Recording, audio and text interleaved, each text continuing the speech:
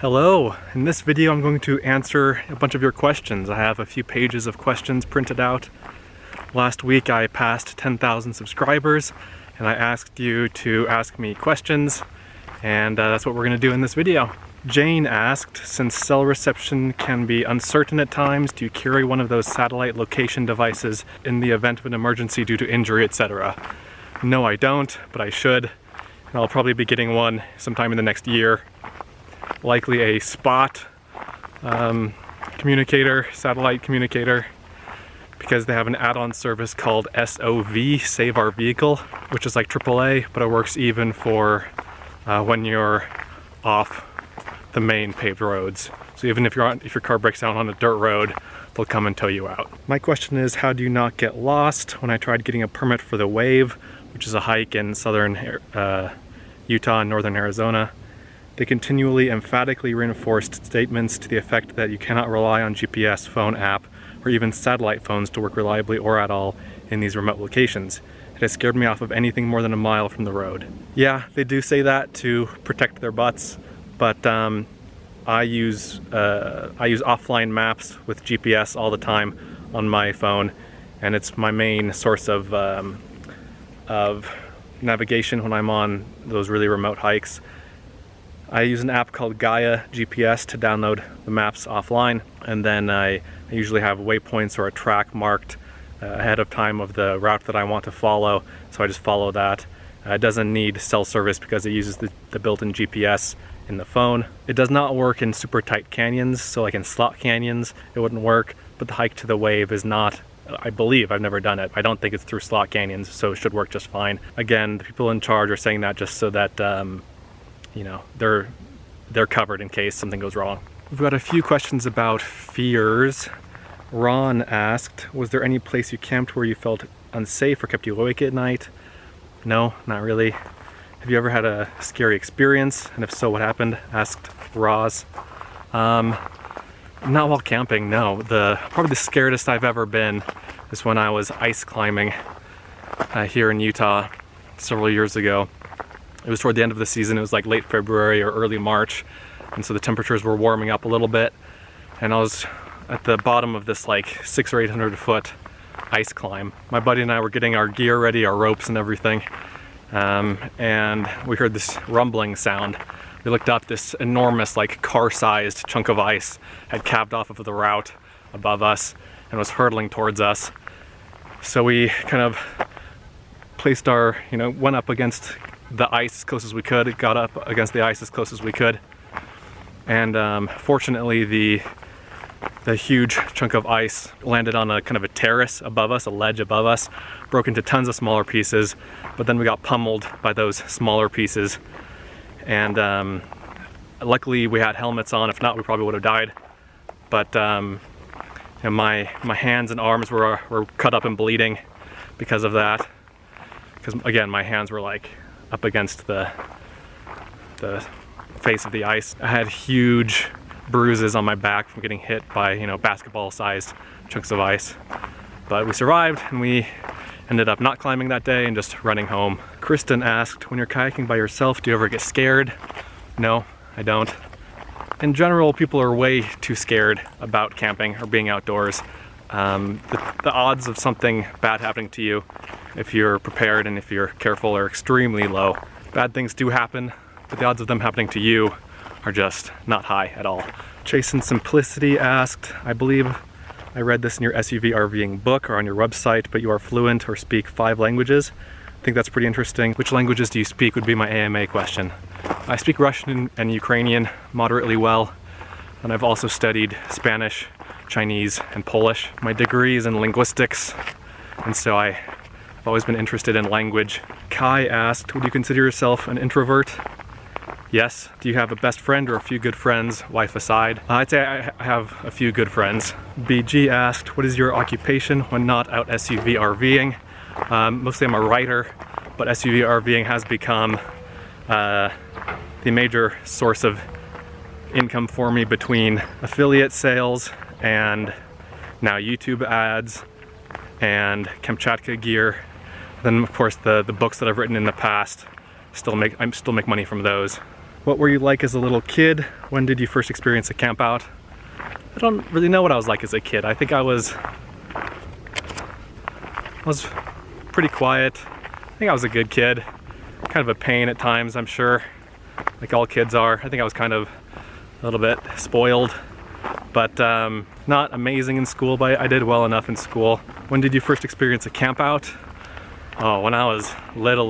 Like, we grew up camping. My family, well, I was born in California and my mom is originally from California, and so we'd go back there often, and I remember we'd go camping in Yosemite and other places, and so from just being a little kid, I would camp. I don't even remember the first times I went camping. A girl and a dog asks, what do you and your fiance do for jobs? I already answered that for me, but my wife is a preschool teacher.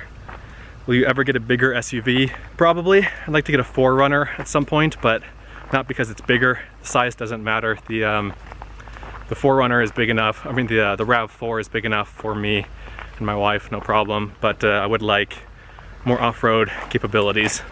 Basically more clearance is what I want. Will you ever travel more east or north? A couple people asked some variation of this.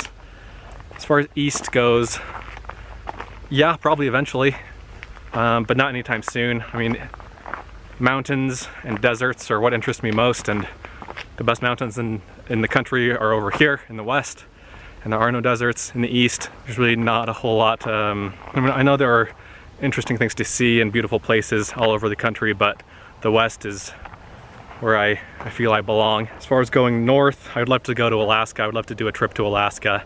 Canada too would be great. I've never been to Banff. So that would be awesome. I've never really spent much time in Vancouver, so that would be great.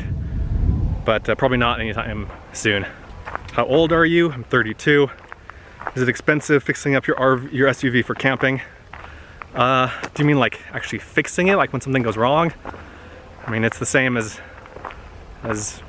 whenever something goes wrong anytime. But do you mean like getting it ready for camping? Not really. Like, you just need a sleeping bag and sleeping pad or mattress of some sort. And then, you know, if your car seats don't fold down flat, you need to build a platform in the back of your SUV. Will you cut back on your trips once you got married, or will she be joining you on the trips? I probably won't go on as many 1 month long trips, just because it's, you know, it's not great for anyone for me to be gone for a month. She will also be joining me on shorter trips, but the longer ones, more than a couple days, I'll still be going on by myself. Living Like Lisa asked, you often comment on how you've been rock climbing for 20 years. You don't seem old enough to have done it for 20 years. Yeah, I've climbed since, I don't know, I was 12 or something, or earlier than that. My brother got into it, my older brother got into it, and so I got into it. I know from your book you have traveled extensively, so learning more about that would be fun and interesting. So after I graduated college, I was making enough money from my ebooks online to be location independent, as they say, so I could travel around and still work as long as I had internet. And so I spent 2.5 years traveling around the world, living mostly in Mexico for 7 months, Eastern Europe for like 5 months, and then South Asia and Southeast Asia for the rest of that time. It was awesome, highly recommended. That's where I met my wife. I think it will talk more about that in a future question. Have you hiked the Appalachian Trail or ever planned to? I have not, and I don't really plan to. My joints aren't what they used to be. My knees wouldn't be able to handle 2,000 miles of hiking, so I don't think I would do that. If I were to do a long trail, it wouldn't be the Appalachian Trail, it would be probably the Pacific Crest Trail. They call the Appalachian Trail the Long Green Tunnel, because it's just like trees for a couple thousand miles, walking through a tunnel of trees. Doesn't really interest me. There's more variety, more variation on the Pacific Crest Trail. Lieutenant Dan asked, when and how did you get started adventuring? Like I said, I was camping as a kid, hiking as a kid. I guess it really started in earnest when I was about 18 and came to Utah for the first time, went to school here, and being so close to the mountains, really, that's when I really got into it hardcore. I was climbing every day, hiking multiple days a week. I was wondering how you got started rock climbing. Again, my brother was into it when I was younger. Our dad used to be into it too when he was younger. He used to hike and climb mountains and rock climb. And so that was just basically kind of a thing in our family.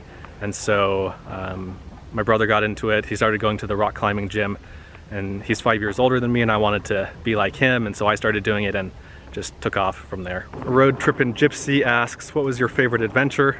Or what was your first adventure, and how did you get started? What can you say after all these awesome journeys? My first big adventure was probably moving to Kazakhstan with my family, with my parents when I was 14. Then we moved to China after that. You can imagine that was a pretty good adventure for a teenager. What can I say after all these awesome journeys? The world isn't nearly as scary and people aren't nearly as bad as they're made out to be. And there's way more adventure out there than you can have in 100 lifetimes, so just make the most of it while you can, and don't be afraid of anything. You mentioned once that you've been to a lot of countries, asks Lynn. How and why did you get to do that? Again, after college I traveled around a lot, and I've been to I think 34 countries, mostly in Eastern Europe and Southeast Asia. Next, you mentioned you would tell us how you met your wife. You said it was very interesting, so how did you two meet? We met in Cambodia. When I was on that 2.5 year long or 3 year long trip, we met at church.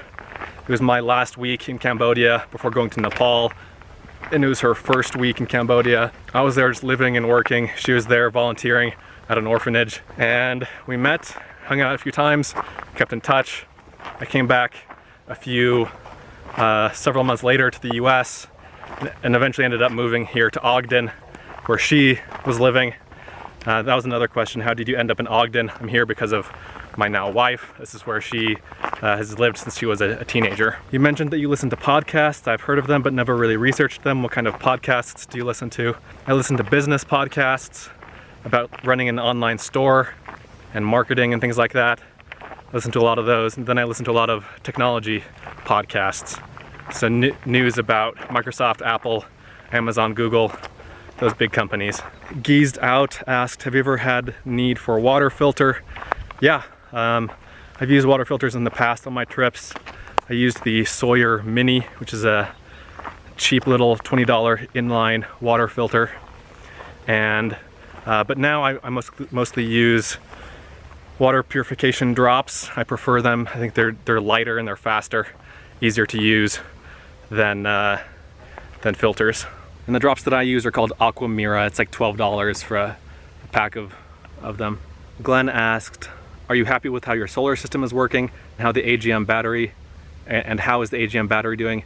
I'm super happy with it. It works perfectly. I really like having solar, and the batteries are doing really well, working great. David Dodson asked, have you ever used or tried personal air conditioning devices in your SUV? I want to turn my RAV into an RV, but since I live in Florida, I need air conditioning every day.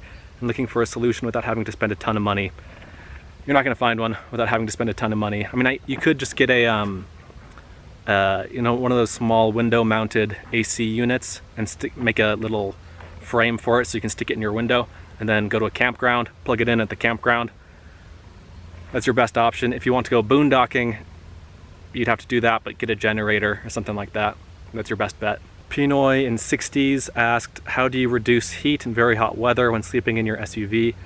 Roll all the windows down, take off most of my clothes except my underwear, and I have a couple of fans pointed on me. The fans are what really makes it possible. I used to use battery powered fans, but now that I have the solar set up, I have little USB fans that I plug into my solar battery bank.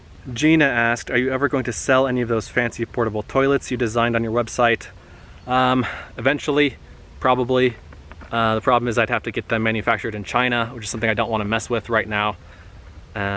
So probably not anytime soon. I might offer a kit, so you could kind of make your own after buying a stool from Amazon, like a chair from Amazon to use as the base. And then you could just modify it into a toilet. I might do that. If you're interested in that, let me know. It's something I could maybe work out in the future. Jacqueline asked, one thing I always wondered is, do you ever have bonfires? I never see you have them. Are they not allowed where you go, or do you just not like them? And then how do you stay warm at night? Do you just run the car? They're not allowed in most of the places that I go because there are wildfire restrictions in most of the places in the West in the summer. And so you're not allowed to have open fires other than like a stove, a camp stove. And B, I don't really like having campfires because I don't like smelling like smoke, especially if I'm on a multi-day trip and I have a campfire at night and I smell like smoke. I have to smell like that when I'm sleeping that night, and then for the next 2 or 3 nights until I take a shower the next time. I just don't like that smell. I like not smelling like smoke. How do you stay warm at night? Do you just run the car? No, I don't run the car. I just use sleeping bags. If it's really cold, I use 2 sleeping bags. 65 Sheila K asked, are there any adventurers you follow on YouTube under 10,000 subs? There's this one guy that I just followed a couple, not too long ago at the suggestion of a follower here. His name is Dana something.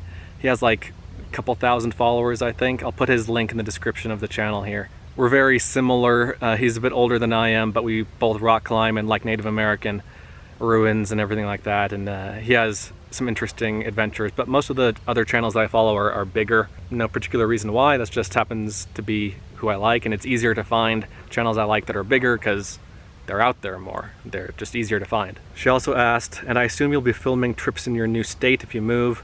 Yeah, so I said in a recent video that Cassie and I will probably move to Colorado at some point, probably in a year. And yeah, of course, we'll be traveling and filming all over Colorado. Joshua said, could you give us some financial tips on how to support this lifestyle through income and expenses? Any tricks, tips, or advice? Thanks. Man, I'm not the person to be asking about money advice. I do not make much money. If you want to travel more, you just need to find out a way to either make money remotely, get a remote working job, or work for yourself. It's really the only option. Or get a well-paying job, work, save up, and then quit your job, travel, and then do it all over again. There's no silver bullet, no magic bullet. You just gotta figure out one of those ways that works for you and do it. Bill said, if your average video is 15 to 20 minutes, on average, how many minutes or hours of footage have you taken that doesn't make the final video? Between 2 and 4 times. So if a video is 10 minutes long, I have between 20 and 40 minutes of footage. And it takes, how long does it take to edit a typical video? So for the last video, it was, I think, 20 minutes long, and it took about 2.5 hours to edit. So you can extrapolate from there whether a video is longer or shorter. For like one of my 40-minute long videos, that's several hours of editing. Time Now and Then asked, I'm going camping with friends in 1 month. What do you think is the most important thing we bring with us for 5 days? You know, the basics.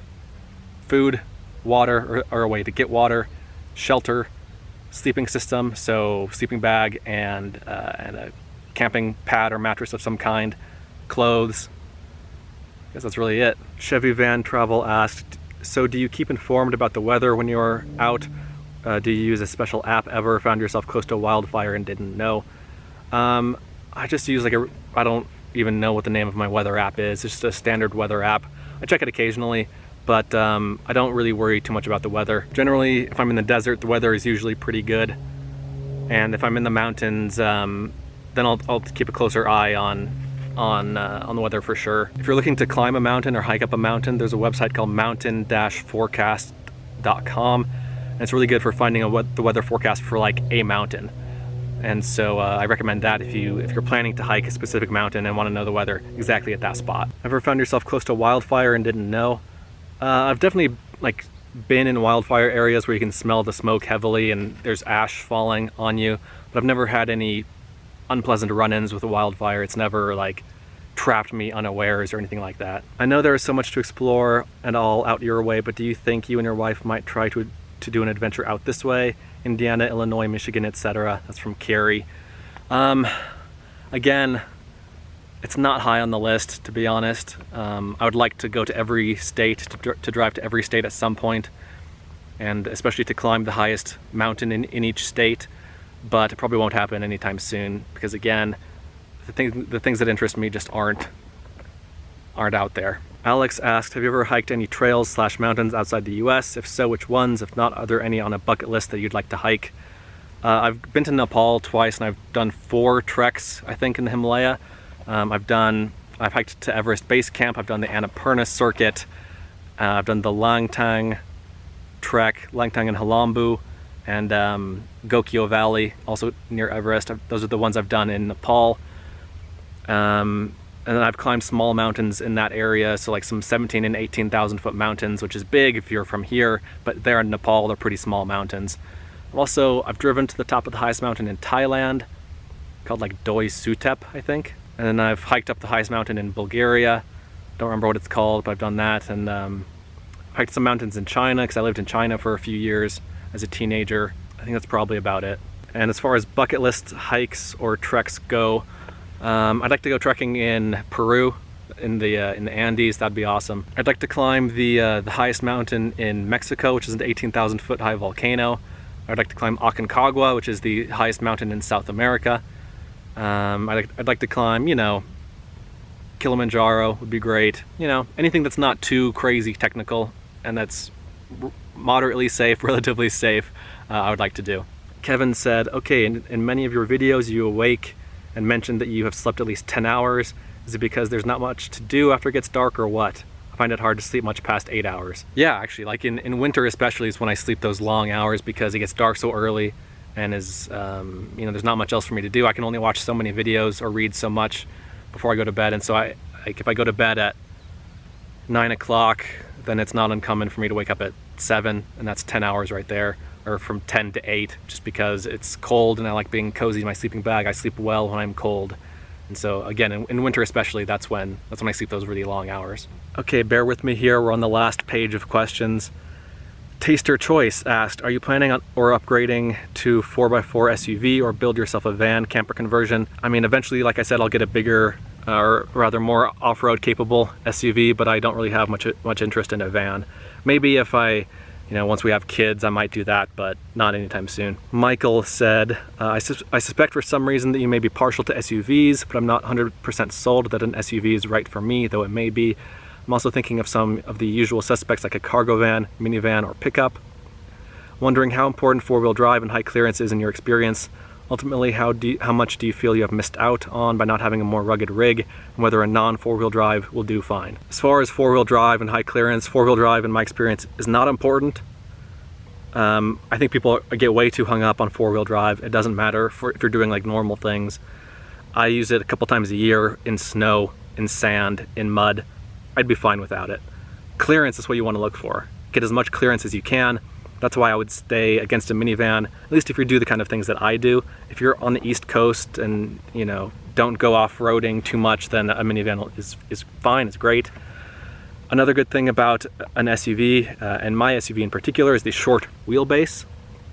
And so I can, for example, I can go down into a dry wash and come back up pretty well, whereas something even like a van that has the same amount of clearance, because it has a longer wheelbase, it wouldn't do nearly as good. It would get hung up on things. So that's one thing to consider. And then the length of the vehicle is also something to consider. I like that my RAV4 is short because I can turn around easily on like little 2-track dirt roads. If I had like a cargo van or something like that, you're not going to be turning around on little roads like that without you know, trampling the vegetation around you. It doesn't matter to me what you get, you know, it doesn't affect me at all, so take what I say with a grain of salt. But if you are interested in doing the kinds of things that I do, yeah, you know, a truck camper would be great, but again, those are much larger. You'd have trouble fitting down some of the narrow roads that I go down. And I would get a high clearance SUV, but if you need space, get a van, obviously, or a truck camper. Ryan said, do you have any suggestions for areas to live that are in the West, relatively close to good hiking / exploring, near cities of at least 100,000 in population, and not crazy hot in the summer, 90+ degrees, and not crazy cold in winter, single digits, and not California, too expensive? Ryan, that place does not exist, so I don't know what to tell you. Places kind of that fit most of your requirements that are good are Grand Junction, Colorado, which is where I'm gonna probably be moving. It's a city of like, I don't know, 50,000, probably more with the surrounding communities. The way that I gauge how big a city is whether it has like a Sam's Club or a Costco. And so Grand Junction has a Sam's.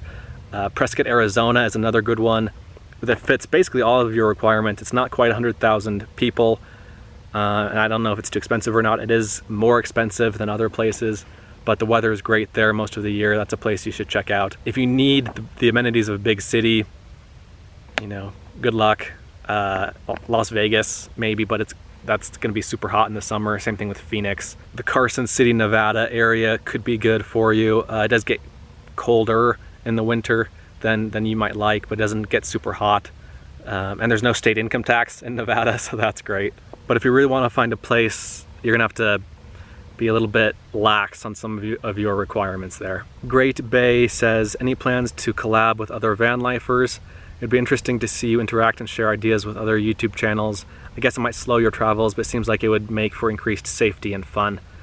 Not really. I like being alone when I'm out on my adventures. If other people want to meet up, that's great.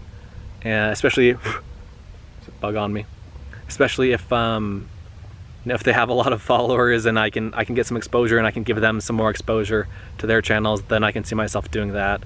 I'd really like to get on Bob Wells's channel on Cheap RV Living at some point. I'm open to collaborations as long as it doesn't take too much time away from my adventures, but or as long as it like fits in well with my plans. But that's not really a focus. I like being alone, and I don't need to, you know, be social out on my trips. But if there are people that I think I would get along well with, and that I think could be mutually beneficial to meet up with, then yeah, I'm up for it. Thomas says, I love Utah, have been traveling there from California every year for about 16 years now and have explored just about everywhere I could drive. There's some kind of energy in the rocks, especially in the middle of nowhere. Do you feel it too? Do I feel the energy in the rocks?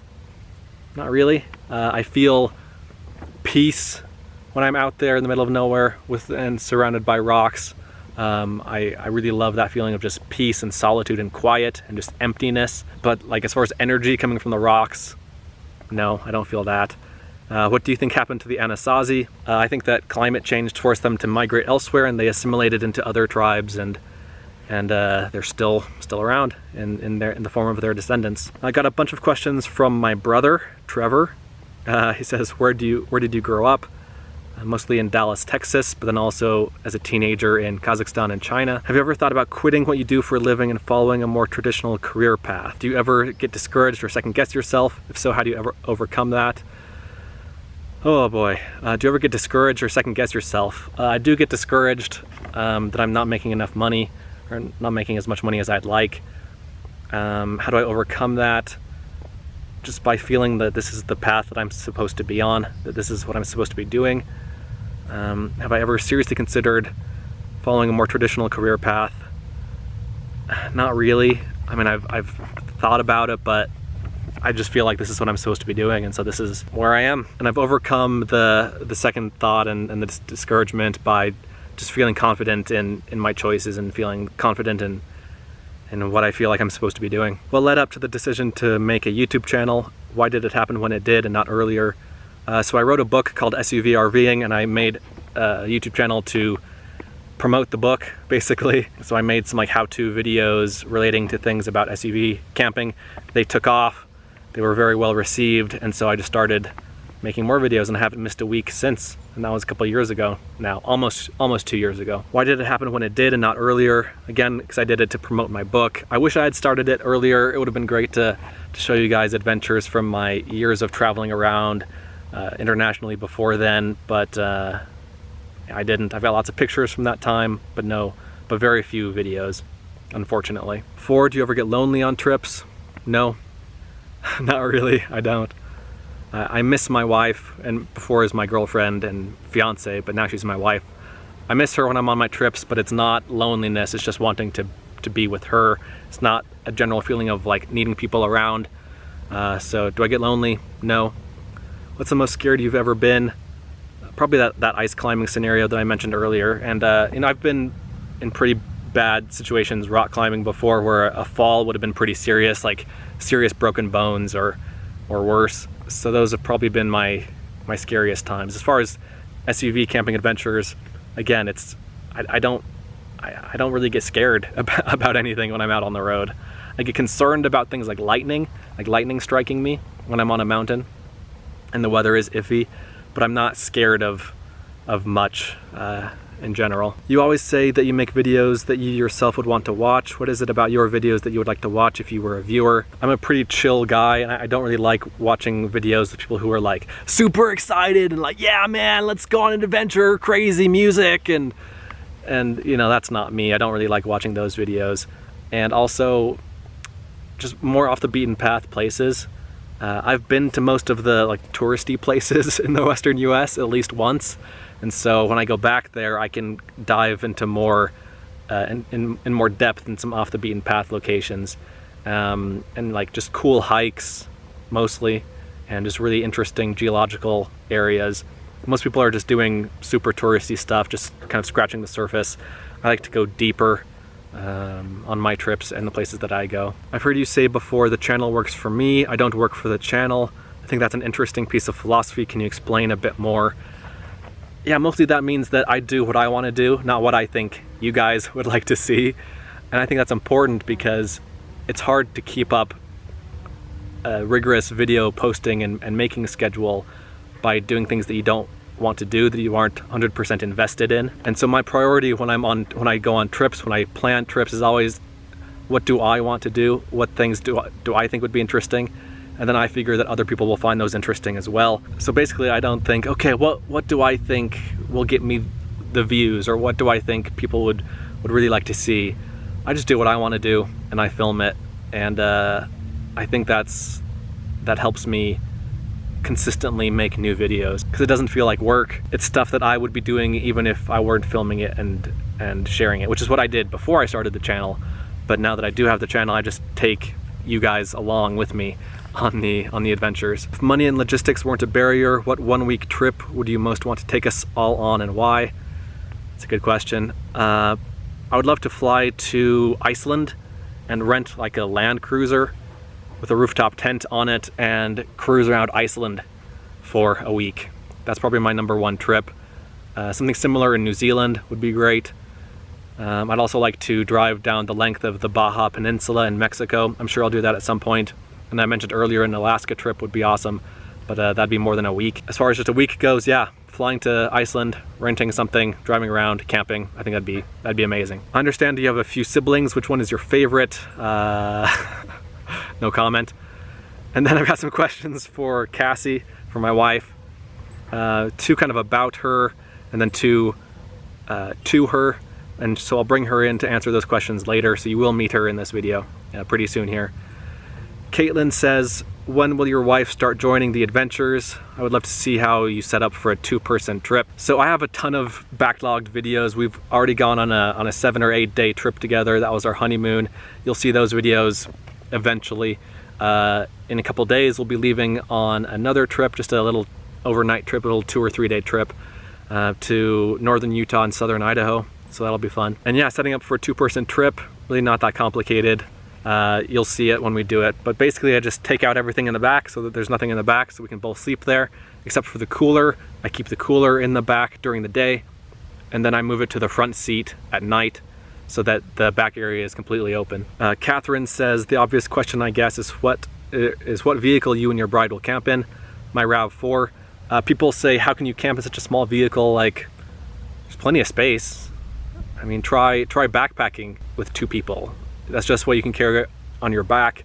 In a car, you have a ton more space. You can carry a ton more stuff. It's really not that hard. Just don't take as much stuff and you're fine.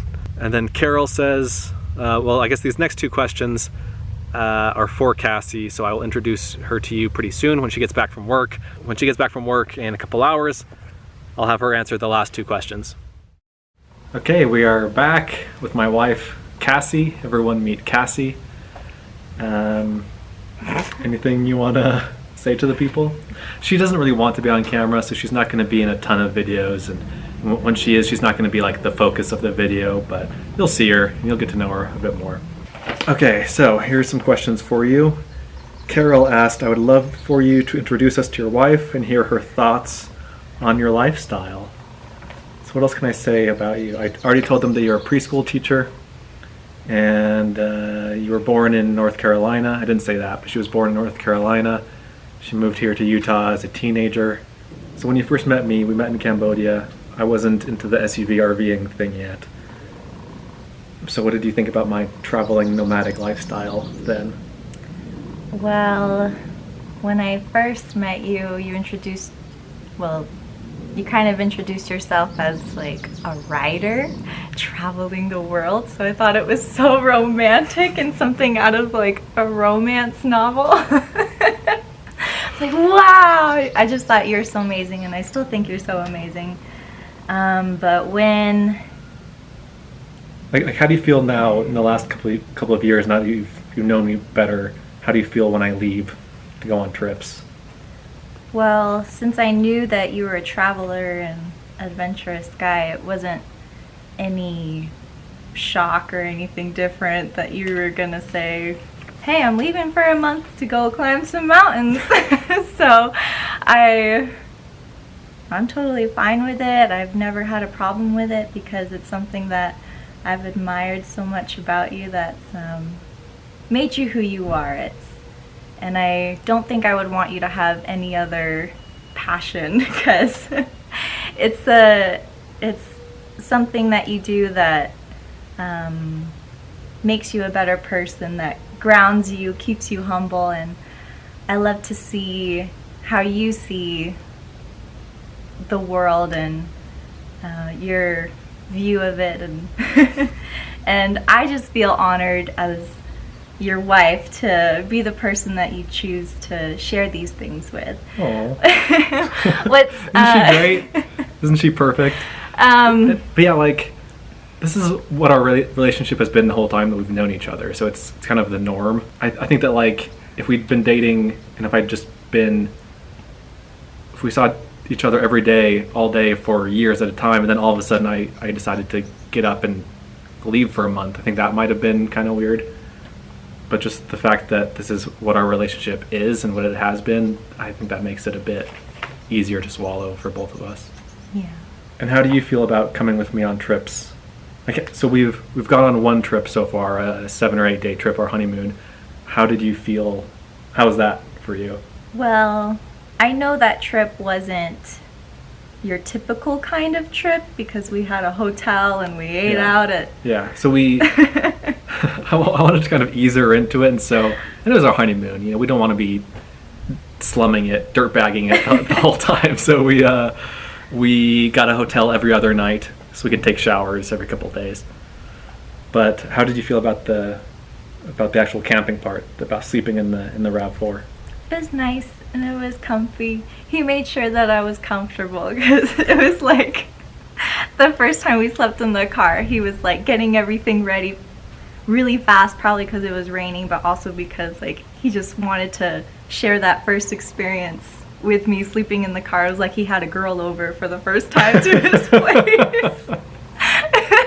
I thought it was super cute, but he made it really comfortable for me, and I didn't have any problems besides that mattress that I was on slipping down. We bought her a cheap, like $30 air mattress off of Amazon, and it didn't hold any air. It deflated, and so the first couple of nights, I didn't realize that it was like that. I think the first night, and even maybe the second night.